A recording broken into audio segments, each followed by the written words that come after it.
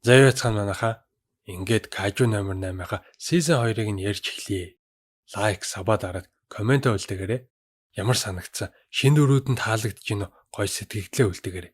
Та нарынхаа комментиг бүгдийг нь уншихыг хичээдэг шүү. За ингээд эхний 4 ангийг нь ярьж өгье. Хотод аюулын дохио хангинаж маш хүчтэй Кайжу гинтл хамаг юмыг сүйтгэж эхэлнэ. Хүчин 6.7. Байшин барилга нурж хүмүүс орилж бяцхан Кафка Мина хоёр аим тэмцэн гүйж явтал Минаа бүдрээд унчт юм а. Чаавас. За тэгээд нус нулимстайгаа холилдоод байжсэн бүх зүйл зүгээр болно гэд Кафка жаахан дүлэлтэд нэмсгэлэн. Даанч инээж дуусаагүй байхад нь хүчтэй дойлгон байшин нурааж Кафка шидэгдээд нүдэ нээсэн Мина алга болцсон байв. Хамгаалтын салааны үүд өмнө зэрэг бүгд мангас руу онилцсан.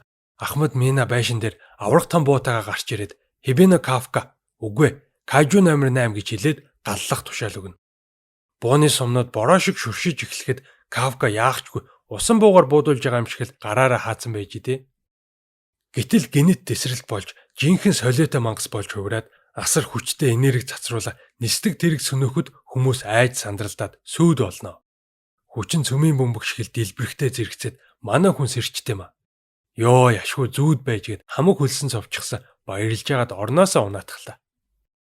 Хот хүчтэй Кайжугийн дайралтанд нилээ их хохирол амсжээ. Балгас болцсон байшингуудын дунд Соширо Ахмад Минад илтгэн. Кафкаг баривчлаад 5 хонсон ч одоогоор түүнийг яахан тодорхойгүй байгаа гэдэг. Манай хүн дэлхийг аварсан ч дэндүү хүчтэй болохоор хотыг тэр чигээр нь сүйтгэх шахчаалтай. Үйл явдал өөр тийшээ шилжиж байна. Өнөөдөр бол шин зэргүүд ангиудтай хуваарлагдах өдөр. Рено Ихару хоёр замдаа явж байна. Реноч бүр үнэн эморцсон царайтай. Хөөхий ахтаа санаа зовоод ахгүй юу? Харин Ихару сэтгэл санааг нь өргөчих санаатай байдгаараа инээсэн л үзэж таарж байна. Тэгж нэг газар сунга Кафкагийн талаар ярилцсан. Одоо хүртэл бичсэн мессежийг уншаагүй байгааг хараад ах одоо хамгаалтын салаанд дахиж орж чадахгүй байх та гэхэд Рено инээгээд ундیں۔ Яасан гэсэн Кафка анх Кайжу болчоод би хамгаалтын салаанд орж чадах болов гэж асуусныг санаад инээд нь хүрсэн гинэ. Бас л метрашгүй амтэн штэ. Өөрөө Кайжу болчоод Кайжу устгагч болж чадах болов гэсэн сууж идэг аа. Манай хоёр 4-р салаанд хуваарлагдчихэ. Рено дотроо дахиж ахыг тийм хэцүү байдалд оруулахгүй тулд хичээнэ гэж бодно. Нөгөө талд Кикоро хуучин багийнхаа чатыг шалгахад бүгд л шинэ ангиудад хуваарлагдсан. Бөөн селфи энтрээ оруулсан байт юм а. Харин манай охин аавтайгаа тулалдсан 8 дугаартай Кайжуг санаж хурдан хүчрхэг болох хэрэгтэй гэдгээ ойлгоно. Гэтэл Хагава гээд эвгүй царайтай нөхөр хурч ирээд 1-р салааны ахлагчтай уулзуулахаар дагуулж явна. 1-р салаа бол Японы хамгийн шилдэг салаа. Тэнд Кикоруг хуваарлж байгаа юм байна л да. Манай хүнч тэр сүрхий салааных нь Ахмадтай уулзах гээд өрөөнийх нь гадаад сандарч тогтлол байж идэл Ахмад Нарумитай танилцгээд хаалга нээсэн харваас тоглоомонд донтцсон царайтай нөхөр бэж идэв. Нүд мүд нь улайцсан. Орноосоо ч босхгүй тоглож идэг шүү. Ямартай ч нэрийг Наруми гэдэг гинэ. Нөгөө аймар нөхөр болохоор туслах юм байлээ. Тэгээд бүр Ахмадыгаа өшгөлөөд босгож идэг шүү. PlayStation 5-ыг маань эвдэлчлээ гэд өөлөх нэ. Өрөөнө гэж нохон хороо гэдэг шигэлээ. За тэгээд хид хідэн удаа химх өшгөлүүлж байгаамаа. Миний Гундамын фигурыг эвдлээ хайцсан байна гээл бөөн хэрүүл. Кикороч бүр хүндлэл хүлээлт нь авсуунаад хэлэгч үг болтохгүй. Гинэт аюулын дохио дуурч Ахмад Нарумич яаж тулалдгийг яруу тодор харуулъя. Шүлсээ арчих салфетгээ бэлдээрэл гин. Дүр солигдож аврах том Кайжу далайн гүнээс гарч ирэхэд хамгаалах хүчнийхэн цэрэг танк, онгоц их буу бүгд л байлдааны бэлэн байдал шилжиж гал нээж эхэлнэ. Тэгсэн ч Кайжу улам ойрцоор. Наруми Кикоро хоёр нисдэг тэргээр мангасын хажууд ирэхэд Ахмад ингэж хэлвэ. Надад ийдэг байдал хичээл зүтгэл яануу ийнүү нээх чухал биш. Зөвхөн илт давуу чадвар л хэрэгтэй гингүүтээ нисэж очиод солиотой том сэлэм гаргаж мангасыг дэлб татаа ичдэг. Мангасын мах цусч бороо мэт асгарахад Наруми дээр нь суудсан. Би нэг л шаардлага тавина. Илт давуу чадвараа л харуул. Сайхан сэтгэлтэй чадваргүй сух хэрэггүй гэхэд Кикоро тэр нь бүр таалагдаад байгаа юм шүү. Наруми баазтаа эргэж ирээд уцаа ухчихсан уурлаад эхэлтیں۔ Яасан бэ гэсэн чи Минагийн тухай томоо мэдээ гараад өөрийнх нь тухай жижигхэн бичсэн байна гинэ. Ялсан хүн нь уул нь бие үздэй гээл. Кикороч дотроо шоолж суув. Японы хамгийн хүчтэй хүн өөрийгөө гүгэлдэж сууна гэж хэн мэдхэвд? Энэ үед нь Нарумигийн утас бүр зай завсаргүй дуурч байна. Уул нь чухал хуралтай юм байна л да. Даанч хинэггүйгээр юур тоохгүй. Тэгсэн Хагава ирээд дахиад өвшөглөж унгаад авч явах гинэ. Тийм чухал юм уу гэсэн чинь Кайжу номер 8-тай холбоотой гэхэд Кикороч ангааж гайхнаа. Кафка энд 5 хоног хоригджээ. 2 цэрэг манай хүнийг дагуулад захирлын өрөө рүү аваачхад 1-р салааны Ахмад Наруми, Хагава, Кикорогоор байж идэм а. Кафка Наруми хоёр яагаад тэнд дуудагдсанаа сайн ойлгохгүй байж идэл захирал Кафкаг 1-р салаанд томилж байгаагаа хэлнэ.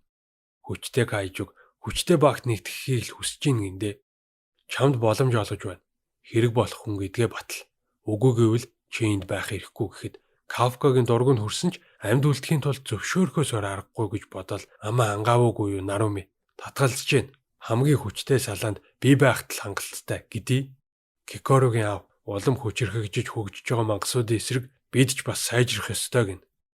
Нарумич Кафкаг хүлээж авахаас өөр аргагүй болсноо ойлгоод чиний юу боддог, яадаг идэх чинь надад хамаагүй. Үр дүн хүчил хэрэгтэй. Хэрвээ дахиж удирдлагаа алдах юм бол би чамайг өчөхгүй устгаад өмсгөл болгоч шүү гэлээ. Манай хүн ч ёслоод л баярлаа гэдэл үлдэнэ. Үзэгдэл солигдож Шиномия захирал нууц лаборатори руугаа орж хідэн эрдэмтдтэй уулзаад шилэг ханны цаана байгаа хин нэгэн рүү ихээхэн нухацтай хардаг. Хэсэг хугацааны дараа газар чичирч байшин барилгууд даалуу шиг л нурж эхэлнэ. Хүмүүс газар хөдлөлт болж ийн гэж бодож идэл хотын тэг голд асар том ангал үүссэн байх нь тэрэ. Юу вэ амар юм бэ гэл шуугилдаад яваад очисон дотроос нь бөөнүүд харж идэв. Солиотой том шавжнууд гарч ирээд дайрахад бүгд чарлаал зүгтнэ. Хэдхэн минутын дотор хотыг бүрэн эзлээд апокалипс болох нэ бүр. Энэ үед манай хүн Кафка яаж байгаа гэж өдөр шөнөгүй бэлтгэл хийж шаргуу хөдөлмөрлж байна. Нар жаргасан ч бусд нь амарч яахт ч Кафка ганцаараа хөлсөө гоожулж тасралтгүй бэлтгэл хийсээр л. Кикорогийн аавын хэлсэн үгийг нь бодоод байгаа. Биднэрт хэрэгтэй хүн гэдгээ харуул. Нөгөө талд Кикоро тусгай бэлтгэл хийхээр ирнэ. Ахмада бэлтгэл хийхэд туслаач гээл хаалгыг онгойлгосон. Нөгөө сүрхий дарган сөгдөөд унтсан мөнгө зээлээч гэд гуйж яхын тэрий. Кикоро цочирдож арай гэсэн харцтай зогсно. Наруми яагаад ч юм бүх мөнгөө дуусгачиж гэдээ. Кикороч дургуутч хамаг мөнгөө өрчээд доод тушаалын хүнээс ийм гуйгаас ичдэггүй мүү гээл бөө хэрүүл. Гэтэл дайралт боллоо гэд дохиод угарч манай хэд шууд хувцлаад гарнаа. Наруми амар кул царайлсан мөртлөө. Арайчтэй яг чухал ажил ярьж яхад гिचжээ бас. Нөгөө том шавжнууд хотыг сүрүүлж таарсан бүхнээ устгаж байна. Энд тэндгүй орилон чарлаа бөөн урсан балгас.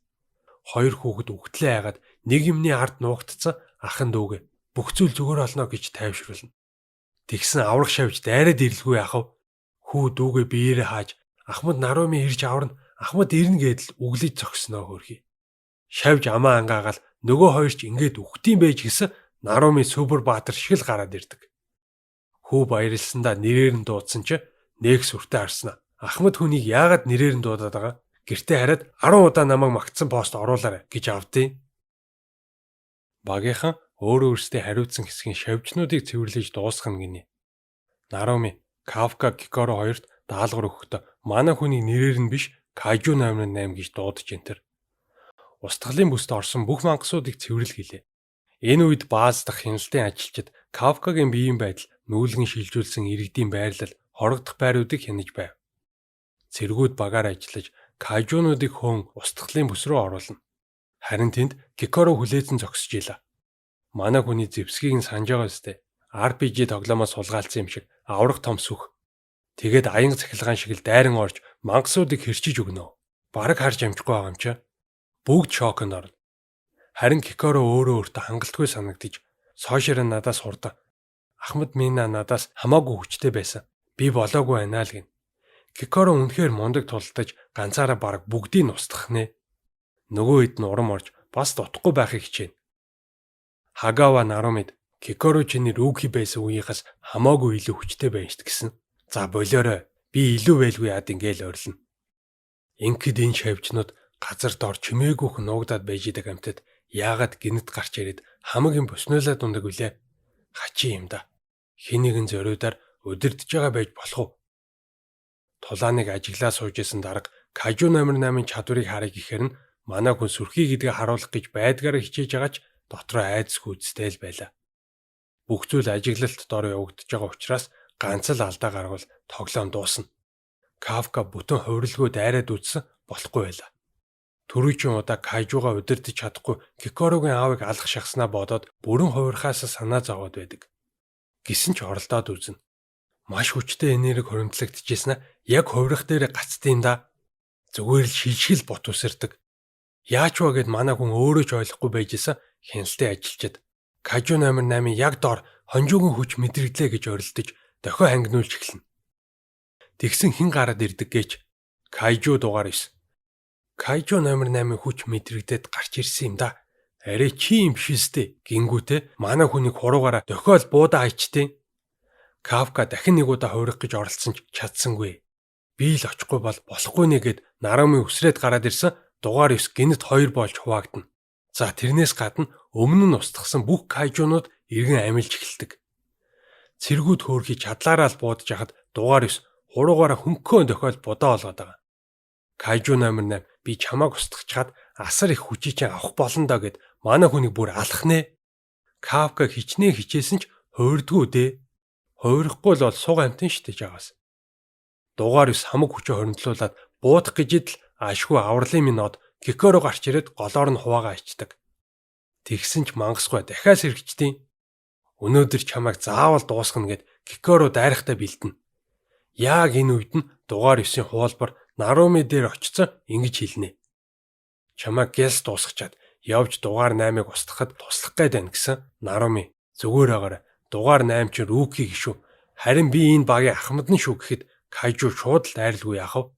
Манай залууч бүх хүчээ гарган хариуг нь тэр доор нөгч тэр хавийг сүйдэх шахам. Үнэхээр аимшигтай юм болд юм а. Удирдлагын төвд Кикорогийн аав энэ бүхнийг ажиглаж яалтчгүй шинэ үеийнхний туулж гарах ёстой шалгуур гэсэн сууж идэв. Дугаар 9 манай хоёр руу шүршиж эхлэхэд Кикоро хэлнэ. Би хүчтэй цохил хийж хөдөлгөөнгөө болох гээд үзье. Тэр хооронд чи амжаад хувраарай. Энэ л чамайг Кайжу болоход ч саад болоод ах шиг байна гин. Угаасаа манайхан ялд байгуулахын тулд Кафкагийн Кайжугийн хүч яалтчгүй хэрэгтэй гэдгийг Кикоро маш сайн мэдчихэйла. Хоёулаа хоёр талаар нь дайраад ороход дугаар 9 өөрийгөө хоёр хуваачна. Манай хоёр чадлаараа хамгаалсан ч ганц нэг хүчтэй цохилт аваал байла. Кайжуч Кикорог аргалчлаа гэд бодж идэл сүв гэж гарч ирээд хамаг юмын цавчаа ичнэ. Дүрс солигдож Кикорогийн жаахан байсан үе гардаг. Ээж нэгэд одоогийн дүр төрхтэй амар адилхан эмэгтэй, маш чадварлаг хамгаалагч, олон шүтэн бишрэгчтэй хүн байж л дээ. Сургууль дээр нь бүгд ээжийг нь бишрэн магтаал, харин гэртээ орж ирэнгүүт нь манай хүн өсөрч очиод эрхэлдэг байснаа дурсан. Тэр өдөр ээжигээ шархтсан байгааг хараад би хамгаалтын хүчинд ороод танд тусалж гинэ. Таныг дахиж гэмтээхгүй за гэж амлаж байжээ. Даанч нэг л өдөр аимшигтай хүчтэй Кайжу 6-таа тулдж хагаад ээж нь нас барчт юм а. Хоёрдугаар салааны ахмад Шиномия бүх Японыг өөрийн амиараа аварлаа гэдэл мэдээгээр зогсоо зайгүй гарна. Оршуулгын үеэр Кикоро өөрийгөө зэмлэж худалч би туслана гэж амласан ч юу ч хийж чадсангүй гэдэл уйлаад байдаг. Харин аавынхан царай үзэн ядалтаар дүүрэн харагдчихлаа. Тэр цагаас хойш Кикоро номер 1 хамгаалагч болж хамтрагчтай яасан ч өхөөлөхгүй байхаар шийдсэн байжээ. Одоо үе гарч Кафка Кайжуг өшгөлдөг хүн болсон хөлөө нилээн ээгүүг интийчт юм а. Кикоро сүхэ далаагаал сүв гээд хідэн хэсэг болонгуудаа за Кафка амжуулаарай л гин. Манай хүнч зүрхний андынхаа гаргаж өгсөн боломжийг алдахгүй хичээх тэр үед өөрийн ирэхгүй нээх муухай юм төсөөлөгдөд хувирч чаддгүй.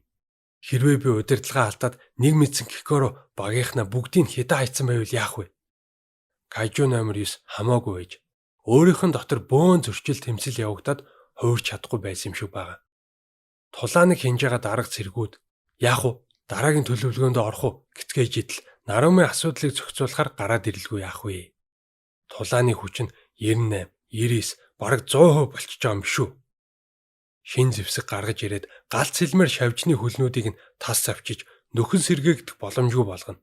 Кайжу зүгтах гэсэн ч Наруми зогсоо зайгүй сэлэндээд байгаа мó, буудаад байгаа мó, зэвсгийн эрдэн бол бас л амар байгааз. Нөгөө хоёр ч Америк кино цаашаа зүгээр буудалцж идэг шүү. Кайжу нилээн болтчихснаа тесрэг бөмбөг шиг юм шидчихдээ. Наруми арай л оногдцсон. Тэгэл харсан битүү бөмбөг бэлтцэн дэлбэрэхэд бэлэн зогсож идэв. Ахмада яасан бэ өгцөн үү гэж удирдлагын төвөөхөн ч сандраастай. Энэ 9 дугаартай мангас тулдангаа хувьсаж сайжраад ах юм.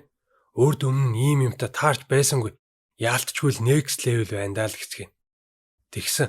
Энэ надаас айн уу гэхээс би энээс айхгүй гэл Наруми хашгирч ийна. Кайжун бүр гайхацсан. Энэ нөхөр чинь яаж амьд үлдчихвэ гээл. Өө тэгсэн чи хөөхөн би халаалт хийчлээ. Одоо гол ажилдаа орё гэдэм аа.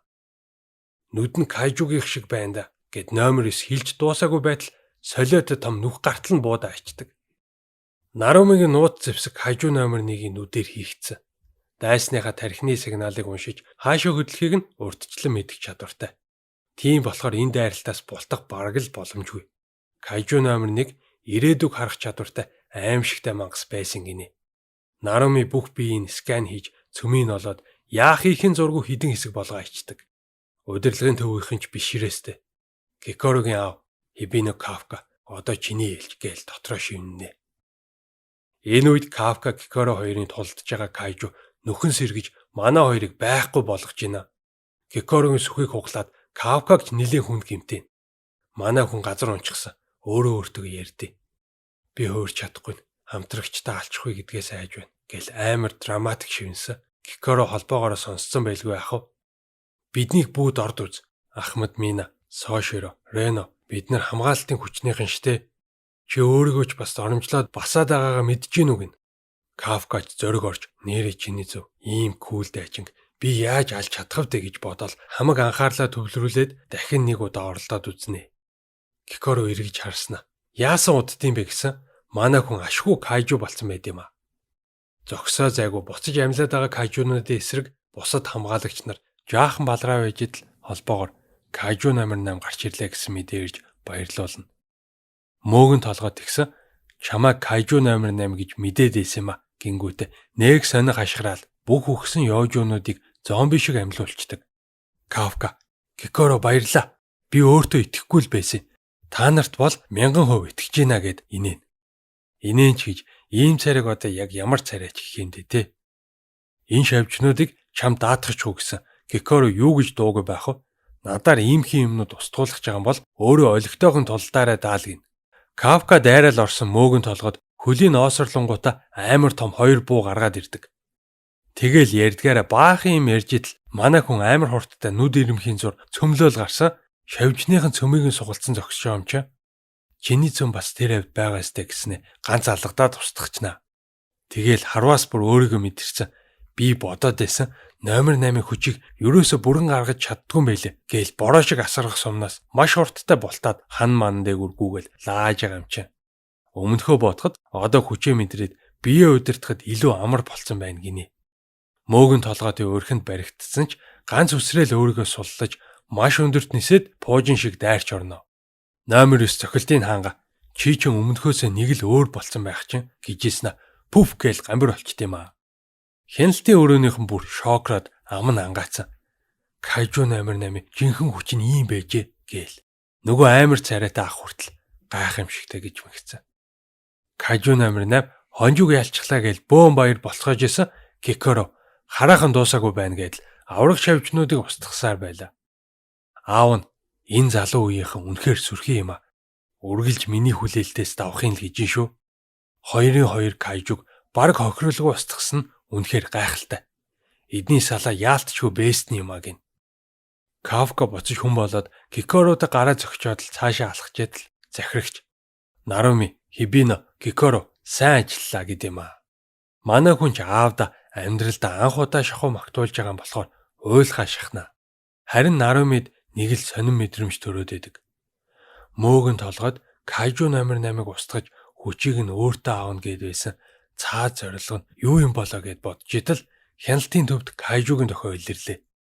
Бүгдийг нь устгасан биз дээ гэд учрыг нь олохгүй байжсэн номер 9 гинт амилж чамааг алж чадаагүй ч өөр нэг зорилгоо биелүүлэн шүүгэнгүүтээ хайлаад алга болчтیں۔ Кафка эргэлзэжсэн гинт ойлгож ахмада энэ жинхэнэ биеийн биш байна гэж хэлэхдээ зэрэгцээд хяналтын өрөөнд Кайжу номер 9 гигэн дүрээрээ морилсан байт юм а. Түрүүний бүх тулаа ердөөл трейлер байж. Яг үүндээ байна Шинэмээ дарга гэж үгээл манай гурав хяналтын төв рүү хар хурдаараа гүйлээ. Кайжу номер 9 Бэтмен цаашаал кул болчихжээ. Сүртэй харагдчихэв. Дарга бүгдийг яаралтай гарах тушаал өгч хаалга руу гүйцэхээс мөөгөн толгойд хуруугаараа ганц тохиол байрын зад авна. Ашгүй дарга нь амжиж хаасан байла. Кайжу номер 2-ын хүчийг авахыг хүсэв юу? Яасан ч энд өгч болохгүй гэж шийдээд нөгөө хоёртой бүх хүмүүсийг аюулгүй гаргах зохион байгуулалт хий гэж даалгав. Нэг нь би ч гэсэн тулдна гэж зүтгэхэд нөгөө нь хэрэггүй. Чи бид нар төвөг болохоос цаашгүй энэ мангас дэндүү хүчтэй гэдэм а. За юу л болох гээд байна да. Гикорогийн аав зэвсгээ идэвхжүүлж чи миний төсөөлснөөс ч хурдан хувьсжээ. Уг нь амжаад хамгийн хүчирхэг салаа байгуулчихлаа гэж бодсон юмсан гин. Нөгөө хоёр дарга бүгдийн яалтаа зүгтаалгаж байтал Кайжу нэг цохилт хийхэд салхин зүгээр шуурга цаашаа. Ахмад Минагийн багийнхны мэдээлснээр Кайжу номер 9-ийн хүч нь 8.5. Шинэмээ дарга асуудалгүй ялчих бололтой гэж хэлж дуусаагүй байхад мөөгөн толгойд нэг зохиол байхгүй болгож байна. Өөрөө ч бүр гайхсан. Би дэндүү хүчтэй болцсон байх та гэж шүү. Кайжу сүүлийн цохилт хийх гээл далаасан Шинэмээ аянга цахилгаан цацруулж босч ирээд өнөөдөр чамайг яадагч байсан устгах болно л гин. Ойр хавийн бүх хүмүүсийг нүүлгэн шилжүүлсэн гэсэн мэдээ ирлээ. Одоо та яаралтай зүгтах хэрэгтэй гэсэн боломжгүй. Кайжу намайг хаанаас ч олчихж чадна гэлээ. Ер нь бол тулдгаас өөр аргагүй юм байна л да. Мань залуу хар багасаал Шинэмээ даргаыг биширч хүндэлж явснаа бодож эцсийн мөч хүртэл хамт байж мангасыг ялгахтан туслахаар шийднэ. Шинэмээгийн өмсгөлдөг Кайжугийн хүчийг бүрэн чөлөөллөө. Дэндүү өндөр ачаал өгдөг учраас хэрглэж байгаа хүнийхээ насыг богиносгохч Кайжугийн хүч өгнө гиндэ. Гэсэн ч номер 9 амар хүчтэй байна. Болж шүү. Надад л байхаар хүч байна да гэж юм. Дарга хамаг хүчээ шавхан дараалсан цохилтууд хийж Кайжугийн толгойг салгаа ичт юм а. Одоо л нэг юм гээд амьсгаа автал номер 9 толгойгүйч яриагаа үргэлжлүүлсээр гайхалтай. Дахиад илүү юм үзүүлээч гэж авдیں۔ Нөгөө залууч Шинэмээгийн гарны хүчийг гялс нэмж өгөх хооронд Кайжу тасралтгүй хүчтэй цохилтууд хийж манай хүн хаах гэж оролцсон ч хан мөргөө цус алдаж эхэлнэ. Би сул дорой олчихжээ. Чамтай байсан үеийн хүчтэй харьцуулшгүй сул болсон гэд эхнэрийнхээ тухай боддог. Дахин цохиулж цээжиндээ хүнд гэмтэл авч газар унлаа. Хяналтын ажилтан залуу туслах гэж хамаг кунфугөө шавхсан ч амжилт олдгүй. Нарумын гэртэл хамт тисэх найдвар маш бага байв. Тэгсэн холбоогоор бид яалах болно. 1 секунд ч ухрахгүй. Гих даргын хоолой сонсогдлоо. Тэгээд дайралтын хүчийг тултлан нэмэх тушаал өглөө. Болохгүй штэ. Амьд үлдлээч дахиж дуулдах чадваргүй болно гэд нөгөө залуу хашгирахад дарга нь зүгээр шинэ үеийн мундаг залуус бэлтгэгдэж байгаа.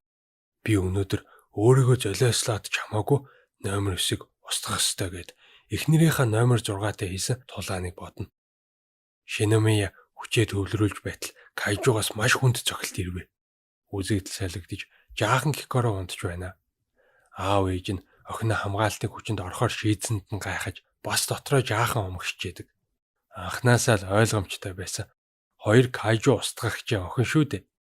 Үнэхээр ийм аюултай ажил сонгол би чанга хатуу байж охиноо бэлтгэж амьд үлдэх чадвар суулгана.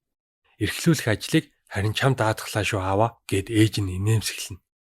Эргээд одоо үе гарч дарга Кайжугийн цохилтыг хамаг хүчээрээ тогтоон барьж ийла. Би охиндоо аав шиг аав байж чадаагүй гэдэл боттол биеэр нь маш хүчтэй цахилгаан соронзын энерги урсаж эхлэв. Кайжу сүүлийн цохилт хийхээр далаахад ядч л энэ Кайжуг устгаад өгвөл ирээдүйд охинтой минь очихгүй гэж шийдээд хамаг хүчээ шавхлаа. Эцсийн цохилт алсаас ажиглаж байсан дайчид Кайжу номер 2-ын нэгэн цагт бүхэл бүтэн хотыг устгаж байсан хүч нь мөн болохыг танилаа. Хүнээс ийм хүч гарна гэдэг Шинэмээ чи амьд гарч чадахгүй штэ гэдэл хашгирна. 9 дугаартай Кайжугийн цөмөн нийл гарчээ. Гайхалтай. Гэхдээ би бэлтгэлтэй ирсэн. Гиснэ бүх хүчээрээ бие хамгаалж эхлэв. Гэхдээ 2 дахь цохилт ирнэ гэж огт төсөөлөөгүй байсан Кайжу хол шидэгдэж маш том барилгыг пуужин шигэл хуваагаа ичдэг. Кафка Наруми 2 гүйсэрл. Нөгөө залуу утааман дундаас Шинэмээг амьд байгааг олж хараад нүдэндээ ч итгэсэнгүй. Их бэлдсэн юмсан тиссэнгүй гэдэл мөөгөн толгойд хайлж урсаж байна. Хэрвээ чи Кайжу байсан бол намайг ялчхал байла. Хүний бие чинь даанч хязгаартаа тулжээ гэхэд Шиномия дахиад ганц цохилт гэдэл амандаа хэлтэл номер 2-оо буцаад Кайжу болцгоё гэснэ би энэ хамаад авчт юм а. Наруми Кафка хоёр гүйж ирээд ашгүй амьд байгаад нь баярлсан. Кафка гинт мэдрэнэ. Хүлээ, энд арга иш байна гэж хашгирахтай зэрэгцээд номер 9 суруугаараа буутчихдаг. Өмнөхөөс шалуур дэндүү хүчтэй байлаа. Наруми балмагдж Исаосан та хаана байна гэхэд Кайжу чихвчийн салгаж тэр чин нас барчихсан. Би өөртөөгөө нэгтгэцэн байгаа гэж авдیں۔ Кикоруч чиний худлаа үгэнд хин итгэдیں гэл нисээд ороод ирнэ. Чи энэ хүний охин юм уу? Гэт аавыг нь хальт харуулхад Кафка Кикоро битгий хар гэд хашгирдаг. Наруми дайрч ороод хөлийн завчих гэж нилээн хідэн техник ашигласан ч амжилт олсонгүй. Номер 9-ийн нөгөө хувилбарууд дээр аль хэдийн хэрэгэлцэн давталгаа учраас одоо нэмэргүй ингэнэ. Нарумигийн Шиномии дарагтай ярилцж байгаа хэсэг гарна. Хамгийн хүчтэй салаа байгуулахдаар би тулаанд оролцох болно. Улс орон хамгаалтын хүчнийхнийг чамд даатглаа шүү Наруми гэж хэллээ. Ахмад дайрал орсон Кайжу өнөөдөр ингээд дуусгая. Би явлаа гэж авдیں۔ Наруми ч юу гэж явуулах вэ? Сэлмээрээ толгоор нь цогсон ямар ч нэмэргүй. Хүний урманд шалбархаач үүссэнгүй. Тэгсэн Кафка манай даргаыг буцааж өг гээл 100 гарын шулан цохил хийлээ. Мөөгөн толгойд даанч хамгаалчт юм а. Өмнө нь би жаахан суураад байсан. Харин одоо чамааг яаж алхаа мэдээ шүү Кайжу номер 8 гэж байна. Кафка номер 9-тэй тулдаж эхэллээ. Манай хүн барахгүй байна уу юу? Ахмад Наруми бит хоёр нийлээд ч дийлгүй гэж юу? Гэдэл хүчин өрөхгүй байсаар арагшаа шийдэгдэж мөөгөн толгойд харин яг зүхтах читэл гарын тасраад унчтай юм да.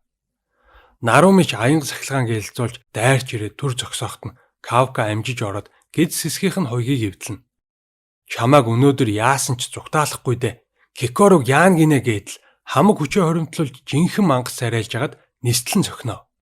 Наруми Кафка хоёр зэрэгцэн дайрч цохилт хийсэн ч номер 9 та хоёр амжихгүй гэснээр маш том дэлбэрэлт үүсгэхэд хотын тал нь юучгүй сүрчдэг. Нөгөөдөг ч өөрийгөө дэндүү пүүшлсэн болохоор биеийнхэн доод хэсэг бүр салаад унцдаг шүү. Хамгийн гайхмаар нь энэ аюул донд Кафка Наруми хоёр амьд үлдсэн байхаас гадна тулдахад бэлэн байж идэм да. Анханасаа ингэдэг байж гингүүтэй. Номер 9 толгоогоо хоёр хувааж Кикоро нөгөө ажилтан залуу хоёр руу төрөний айхтар энергиээр буутахад манай хоёр ч хамгаалах гээд гүйдэм байгаа сте. Хүн гэдэг хачаа амьтад шүү. Нэгнээ зүгээр хайчиж чаддгүй гэж доогтой инээснэ. Исао захирлын дүрд хувирч баяртай Кайжу номер 8 гихтэн зэрэгцэн Кафка Кикоруг тэрвэрч хамгаална. Номер 9 дараагийн удаа ирэхдээ Кайжугийн 90 үеийг эхлүүлэх болно гэдгээ зарлаад тал биеэрээ нисээд алга болчдөг. Дахиад алдчихлаа да манай хүн. Яаж чадаагүйдээ дургунд хүрч хашгираал үлдчихэж байгаа. Маргааш нь хот даяар Шиномия захирал нас барсан тухай мэдээ дарж бүх ангууд хүндэтгэл үзүүлэхээр орчуулган дээр нэрсэн байлаа. Наруми хамгийн анх Шиномия захирлыг харж биширч байсан үеэ дурсан. Дэндүү гонхтой бороотой өдөр. Энэ оршуулганд Кикоро ирсэнгүй. Аавынхаа ширээний ард уйлаад өөрийгөө буруутгасан сууж байдаг. Би дэндүү сул дорой юм а. Би л аавыгаа алдсан гэд өөртөө хамаг бурууг өгч байла. Аавыгаа тэр мангасын дотор амьд мэд байгаа гэдэгт одоо хүртэл итгэж байгаа болохоор салах ёс хийж оршуулж чадаагүй. Илүү хүчтэй болмоор байна гэд уйлснаа өөрийгөө хянаж чадахгүй байгаадаа уучлах байхад Наруми ааваас чинь сурсан бүхнээ зааж өгч хүнд ч дийлдэхэргүй болгоно гэж амладаг. Манай хүн хаалганы цаанд бүгдийг сонсож номер 9-ийг заавал дуусгах болно гэж хатуу шийднэ. Дүрс солигдож Исао захирал амьд байхдаа нэг тийм нууц төсөл явуулж исэн талаар бид нар олж мэднэ. Өөрт нь ямар нэг юм тохиолдвол таныг үлдсэн ажлыг хариуцаарай гэсэн гэхэд захирлын туслах Итами нэмсэглээд Исао юу н хамаг бохор ажлаа надад үлдээд юм дөө гэж хэлдэг. Шийдвэр гаргах мэдл одоо энэ гайд ирсэн болохоор нууц төслийг үргэлжлүүлж дараагийн тулаанаас өмнө бэлэн болго гэж тушаана. Энэ үед сургалтын өрөөнд Кикоро, Рин хоёр бэлтгэл хийж байна. Даанч манай хүн Ринд амархан ялагдчихдаг. Наруми хажууд нь уцаараа тоглож сууж яснаа. Ямар уйтгартай юм бэ? Чи энэ байдлаар миний төвшөнд хүрч чадахгүй гэдیں۔ Тэгээд манай хүн 1 сарын дотор бүх салааны ахлагчдыг ялж иж Нарумитад тусгай бэлтгэл хийх хэрэгтэй болохын гинэ. За ингээд тоглоомыг эхлүүлье гээл лаг сүртэй хэлсэн чинь хаанаас ч юм Хасагава гарч ирээд өшгөлөөд авалгүй яхав. Ажлаа хий гэснэ. Кайжу номер 8-ын талаар ямар шийдвэр гаргасныг нь асуудаг. Багтаа авахар болсон уу яасан л гэдэг шиг байгаа. Хэдхэн минутын дараа эрдэмтэн судлаач нар манай хүний тухай нэлээд ноцтой мэдээлэл өгнө. Сүүлийн тулаанаас хойш одоо хүртэл биеийнхэн зарим хэсэг хүн бололгүй кайжу хөвөөрөө үлдчихэд байгаа юм байна л да. Түрүүн Кикорогийн яриаг нууцаар сонсож хахад гар нь кайжу хөвөөрөө үлдсэн байсан да. Тэр үед анзаарсан бол яг одоо коммент бичээрэй. За тэгээд Кафка энэ байдлаараа дахин мангас болж хураад ах юм бол хизээ нэгэн цагт буцаж хүн болж чадалгүй кайжу чигээрээ гацчих магадaltaй гинэ. Өөрт нь энийг тайлбарлаж хэлсэн байгаа. Ойр зур ажлаа зохицуулахаар түр гарсан гэдэм а. Мэдээж тусгаагийн хоёр ажилтан хянаад хамт явж байгаа юм. Ер нь бол дахиж энгийн хүн шиг амьдрах боломжгүй гэж ойлгож болно. Манай хүн гэр орноо жаахан цэгцэлчээд нэг тийшээ явна. Хоёр ажилтан дагсаар л гэрлэн дохион дээр түр зогсохдоо фаны царай гаргаад хүүгэд инээлгээд амждаг. Ер нь бол сүүлийн удаа жирийн амьдралыг мэдрээд явж явах шиг байгаа юм л та. За тэгээд хаана ирсэн бэ гэсэн мэдээж цэвэрлэгээний багийн андууд дээр иржээ. Найзууд нь бөөн баяр. Манай хүн ч хуучны цагаад урсаж ажилд нь гар бие оролцоод шинээр орсон хүмүүст скилээ гайхуулаад амжина. Судасны тэр аваар хөрөөдөх айгүй хэцүү байдсан байна л да. Кафкад ихсэн нүдэн анаал хийчихэж байгаа юм чинь. Аргагүй 10 жилийн туршлагатай хүн штэ гэсэн нэг нь чамааг явснаас хойш хамаг балер ажлыг би хийдэг болсон штт гээл гомдолж байна. Кафкаг явсны дараа хамгаалтын хүчний Шинамия захирал нас барчихсан гэв үстэй. Хідүүлээ хотоос гарч зугтсан дээр юм шүү гэсэн ахлах нь. Үгүй бид нар хаашаач явахгүй. Хамгаалтын хүчнийхэн дугаар эвсийг устгахчаар хотоор нэг заваарсан юм хэн цэвэрлэх юм болж гин гэдэг. Найдвар тасраагүй шүү л гэсэн үг байгааз. Оройн Ахмад Наруми Кафкатай чухал яриа хийж хамгаалтын хүчинд үлдээж чадахгүй гэдгийг хэлдэг. Тэгснээ араас нь кайжу болж хураад авил буцаж хүн болж чадахгүй байх магадaltaй. Гэхдээ яг үнэндээ надад тэр чинь хамаагүй. Бидэнд чи хэрэгтэй байна. Хамтдаа номер 9-ийг зогсооё. Чи бүр мөсөн кайжу болчвол би чамааг устгаал болоо ш. Асуудалгүй гэж авдээ. Кафка харин Шинамия захирал өөрт нь яаж итгэжсэнийг бодоод зөвшөөрнө. Энэ үед дүр солигдож Соширо лаборатори руу орж ирсэн. Кайжу номер 10 сайхан амарсан уу гэдэм а. Биеийнх нь ихэнх хэсэг устдсан. Ариг яс шахуу юм үлдсэн мөртлөө 5.7-гийн хүчтэй байна гэж шүү. Уурлаад амар хашгирч энтер сүрийг үзүүлсэн Соширо даанч тоохгүй. Номер 9-ийн зургийг харуулад энэний талаар мэдхүү гэсэн. Мэдээж мэдлгүй яах вэ? Номер 9 намайг бүтээсэн гэдیں۔ Бүгд ангаад юм байгаа сте. Кайжуга бүтээсэн гэж анх удаага л сонсцоолоо. Намайг эндээс гаргуул номер 9-ийн талаар бүгдийг нь ярьж өгье. Чамтай дахиад тулдмаар байна гэдیں۔ Сошироч боломжгүй. Чамд цөм мөм гэхээр юм алга. Ийм байдалтай яаж тулдах гэж хүсэн буруу ойлгоцсон байд юм а. Өөрийгөө зэвсэг болгож хуурахыг хүсч байгаа гинэ. Намайг зэвсэг болгоод чи өмс гэж шүү бүр. Өмнө нь нэг ч удаа кайжу өөрийн хүсэлтээр зэвсэг болъё гэсэн удаа байхгүй гинэ. Оператор охин бүр айцсан. Маш эрсдэлтэй. Дээр нь аюултай. Зэвсэг болголоо гэхэд хэрглэж байгаа хүнд нь ямараар нөлөөлөхийг хэлж мэдэхгүй байна гэж байна. Соширо бодсоор л кайжу харин амар чийл. Чамд надтай тулдах таалагдсан биз дээ. Үннээ хэл энтер гэдээ. Манай гай шууд л үгүйсгсэн. Кайжу өөрийнхоороо зүтгэсээр л. Хоёулаа маш адилхан штэ энтер. Соширо бодлоо зэгцлээд хийгээд гадаа гарангуудаа күүлээ алтнаа. Йой, айж өгч шít. Ямар эвгүүн бэ гэдээ. Яаж энийг зэвсэг болгодیں те? Тийм биз дээ гээл. Миний биеийг эзэлж хагаад яаж төвөөгч байгаа юм бэлээ. Гэхдээ хэсэг хугацааны дараа бодлоо өөрчилж кайжугийн саналыг хүлээн зөвшөөрөхөөр шийдснээ хэлдэг. Операторч тушаалыг биелүүлж номер 10-ыг зэвсэг болгох процессыг эхлүүлнэ. Соширо буцаж ороод зөвшөөрч байгаагаа хэлж чи намайг биш харин би чамайг ашиглах болно гэлээ. Энэ үед бэлтгэл дээр байгаа Кикоро Соширог ирэх үгийг нь асуув. Соширо гиснээс Кафка өөрийгөө кайжу гэдгээ нуусандаа одоо хүртэл уучлах уугаагүй явж байгаа гэдгээ сандیں۔ Наруми хаачсан гэсэн Кикоро бүх ахлагч нарыг аваад нэг тийшээ явсан шít гэлээ. Нөгөө ах тэр ч муу да гэснэ. Нэг 3 дугаар салааныхан хоёулаа Токиогийн бүсийг хариуцдаг. Дээр нь юм болгон дээр харьцуулагддаг болохоор хоорондоо байнгын бифтэй байдаг гэдгийг тайлбарлаж манай хоёрыг ангайлгана. Чамайг энэ баазад оруулахгүй. Мөөгөн үстэй онгор нүдтэй хүн ийшээ орж болдгүй ингэж яах жишээ нь. Соширэч мөчөөгөө өгөхгүй. Дээрийн тэмцээнд ялагдсандаа одоо хүртэл юм бодоод яваад байгаа мó. Да гин. Нарумич пят нойлдуулсандаа бантаад бөөн хэрүүл. Бусд нь ч даргаа өмөрөд сүйд болцгоо. Та нар тэгээ өстэй ингээ өстэй гэцгээгээл. Нөгөө күүлд ажид байхгүй. Наруми эморцсон байжсэн нь өндийгөө л нөгөө хидийг бүр цөсийг хөөргөд залуусаа бодоо олгоод өгмөг гэдий. Тэгээ өөрөө нэг лаг үгээр иддэг хүн болж байгаад үгэндээ ороогдоо наачдаг. Нокаут из. Багийнхан давхиж ирээл яаж байгаа юм бэ ахмада? Тим улаан цай өмнө дээр яах гэж худлаа ярьсан ч гэх шиг. Ингээл яалтчгүй ялагдсан хүн чинь бандсандаа орилж хашгираад байж идэл Хасагава гарч ирээд цохоод мгаач тийм да. Бусад дайчдч сэтгэлэн тайвшираад Хасагава санг магтан дуулнаа. Манай хоёр ч ажилдаа орох цаг нь болж удирдах төвшний чухал хуралд орохоор явцгаалаа. Кайжу номер 9 эсрэг ямар тактикаар тулдах талаараа ярьж байв. Ягаан үстэй нэг гар Нарумиг эвшигээд энэ тэнэг минэг гэл шүүмжилж шүү. Манай хүнч мөчөөгөө өгөхгүй л дээ. Хизээ эвшигээ чамаар заалахгүй л гэж байна.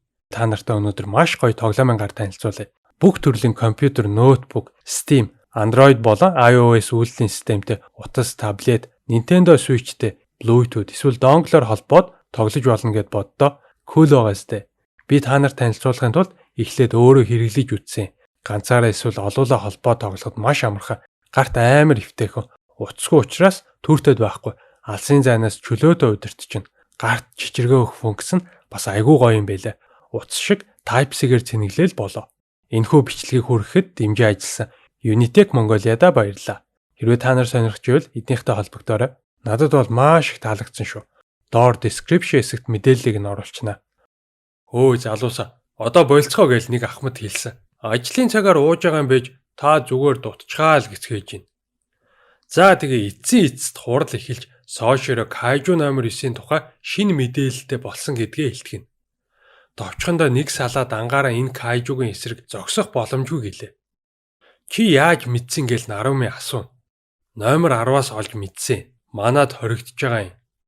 Үргэлжлүүлээд Кайжу номер 10 бол номер 9-ийн бүтээл гэдгийг нь хэлж бүгдийг нь шоконд оруулдаг. Хизээч ямар ч Кайжу бүхэл бүтэн 9-ийн хүчтэй мангас бүтээн гэж хинийхэн ч санаанд ороогүй байдий. За тэгсэн тэрнээс гадна номер 10 өөрийгөө ердөөл туршилтын хувилбар. Миний дараа бүтээгдсэн жинхэнэ төгс мангасуудыг харгасан гэхээс тисч ядчихин гисэн гэж шүү. 9-ийн хүчтэй туршилтын хувилбар гэхээр жинхэнэ нь ямар байх вэ? Хүмүүс бүр төсөөлж чадахгүй байлаа. Боломжгүй биш үү гэцгэн. Соширо хэлнэ. Хамгаалтын хүчнийхэн ер нь бол 1 дор 5 кайжуутай тулдах чадвартай. Гэхдээ 9-өөс дээш хүчтэй кайжу ороод ирвэл энэ тоо буураад ирнэ гэдэг. Номерс илүү их хүчтэй кайжу бүтээгээд гаргаад ирвэл бүгд нэгдэж дайрахгүй бол Япон улс жижиг болно гэсэн үг юм байна л да. Ахмадууд сандарч эхлэв. Тэр кайжу ч худлаа яриад байгаа юм биш үү гэсэн Соширо. Магадгүй.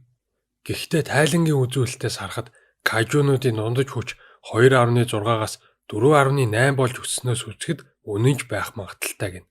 Бас номерс байнгын хэлбэрээ өөрчилж шилжилт хийдэг учраас хаана байгааг нь мэдэх боломжгүй байгаа. Газар хөдлөлт үүсгдэг гүний энергийг ашиглаж кайжуунуудыг үүсгэж байгаа байх. Тэгэхээр Филиппин юм уу Евро-Аз хавцаа байж магадгүй гэж үзэж байгаа гэлээ.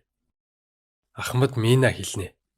Номер 10-ын өгсөн мэдээллээр бол кайжу номер 9 сорсон хүнийхээ ой санамж дурсамжинд нэвтэрч чаддаг учраас одоо Шинамие захирлыг ашиглаад улсын батлан хамгаалахын бүх нууцыг мэдэх боломжтой гэсэн үг. Ойрын хугацаанд бидний урьдчилан таамаглах боломжгүй янз бүрийн кайжунууд гарч ирэх байх. Бидний гол хүч шинэ үеийнхнаас бүрдэнэ. Одоо хамгийн чухал нь кайжу номер 6-аас гаргаж авсан зэвсгийг эзэмших дайчныг бэлтгэх хэрэгтэй байна. Өдий хүртэл хинч тийм агуу хүчтэй зэвсэг ашиглаж үзээгүй байгаа. Тэгээд тийм потенциалтай хүнээ олсон юм уу гэсэн хин гэж бодож байна. Рена Ичикава гэж шүү. Лагмаг сургууль төгсөөгүй дундчил сурлагатай байсан манай Реног бусад салааныхан юур танихгүй байлаа. Биеэс нь авсан сорьц номер 6-тай хамгийн нийцэлтэй гэж гарсан хэдий. Төрөний уух дуртай Ахмад энэ их мэдээллийг боловсруулахын тулд хундгаа дүүргээл авсан туслах нь ажлын цагаар уулахгүй ээл гэж байна. Манай хүн ярьж эхэлнэ. 6 дугаартай Кайжу бол өөрөө 9.6 хүчтэйгээс гадна маш олон хонжуу дагуулж гарч ирсэн. Үнэхээр Кайжунуудын хаан гэж нэрлэгдэхээр тийм л мангас байсан юм.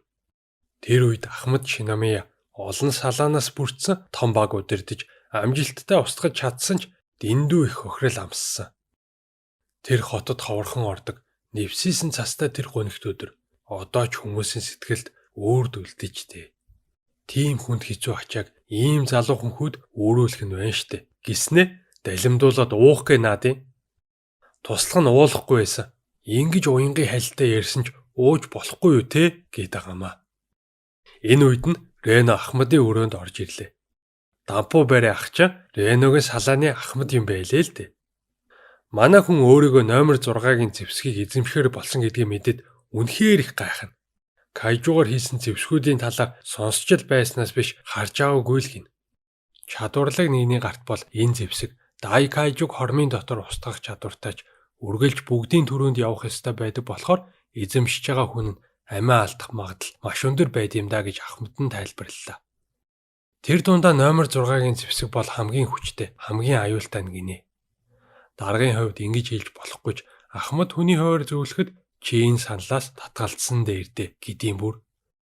Оройн Рено бодлоо зэгцэлэхээр гүйж явахдаа Кавкагийн тухай бодно. Кайжу номер 8-ийн хуваар хамгаалтын хүчинд орсон гэлв. Гэхдээ ямар нэг юм болвол хэн ч ахыг хамгаалж чадахгүй штэ. Тэр чин өөрийн гэсэн хүсэл мөрөөдөлтөд жирийн л нэг хүн гэдэл сцен солигддог. Маргааш нь манай хүн маш шийдэмгий царайтай ажиллагааг эхлүүлнэ Ахмадаа гэд номер 6-гийн гарын өмсгөлийг нь холбуулчихсан зогсчихлаа. Энэ хүүхэд бүр шийдчихжээ гэдэл Ахмад нь лабын ажилтнуудад тушаал өгнө. Зөвхөн гарын холбосон байхад Реногийн хамаг хүчийг нь ховх сорж явах шиг санагдаад ухаан санаа нь балардах шахаж хамаг судас муудсанд илбэх гээд бүр аюул болно. Ахмад ч байдлыг мэдэрч яаралтай дамнуурга бэлтгийг даалгадаг. Зогсоо зайгүй тогон цохиулж байгаа юм шиг салганаад нэг мэдсэн нүднийх нь өмнө Кайжу номер 6 туулж ирэхэд Рено унаад өглөө. Ах Кайжу болж хувирах болгондоо ийм аимшигтай юм туулдаг байх нэ гэдэл манай хүн ухаан алдчихв. Хэр их хугацаа өнгөрснийг бөө мэд ямар ч байсан сэрэгт нь ягаан үст ихааруу Ахмад хоёр эмнэлгийн өрөөнд хүлээгээд байж ила.